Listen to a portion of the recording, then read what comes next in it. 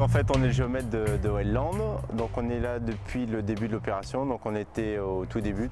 L'objectif de notre travail, c'est que l'architecte ait un fond de plan du lieu existant avec des altitudes. Et ensuite, on a aussi à déposer des points spécifiques, un cadre de précision tout autour pour que les entreprises repartent à chaque fois de ce même point pour pas qu'il y ait d'incohérence entre tous les intervenants. Le plus dur pour quelqu'un qui arrive sur le site, c'est de se repérer quand il n'y a pas de point dur ou des choses comme ça dans les grands espaces. Juste avec un plan, c'est pas évident de savoir où on est. Donc c'est pour ça qu'on met des points stratégiques tout autour du projet.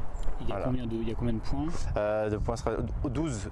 Donc en fait c'est la colonne vertébrale du chantier, toute l'ossature, tous ces points sont figés et pour déterminer toutes les infrastructures après.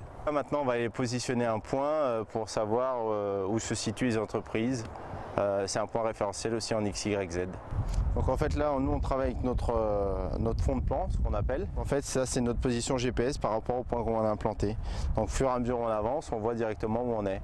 Et on va implanter comme ça tout autour du périmètre. Donc on est en liaison Bluetooth. On a une clé 3G aussi pour rester connecté à Internet tout le temps. Et donc là en fait je rentre mon point et il me dit de reculer de 179 mètres et de se décaler de 12 mètres. Donc on va aller se diriger là-bas, on va positionner, plus on va se rapprocher de l'appareil, plus ça va biper pour me dire jusqu'à la précision centimétrique comme quoi on est là.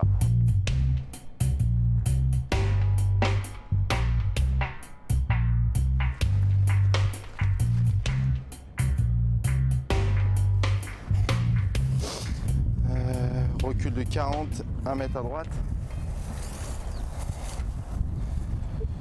Voilà, on s'approche. Donc là, il faudrait que tu recules à droite de 25.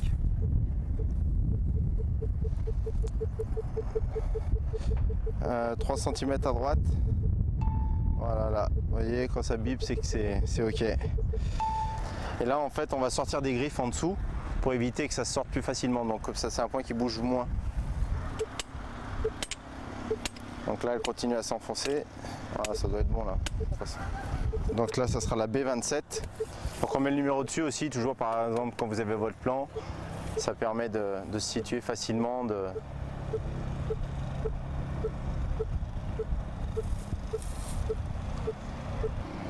Voilà, pour ce point c'est bon. On va passer au suivant. Écoutez, on va continuer à faire le tour du périmètre du grand stade, en petite foulée bras souples, on va dire. Et puis on va mettre toutes les bandes tout autour. Vous en avez 31. Et on a commencé par la 25, donc on a commencé parce qu'on était le plus près, puis on avance au fur et à mesure.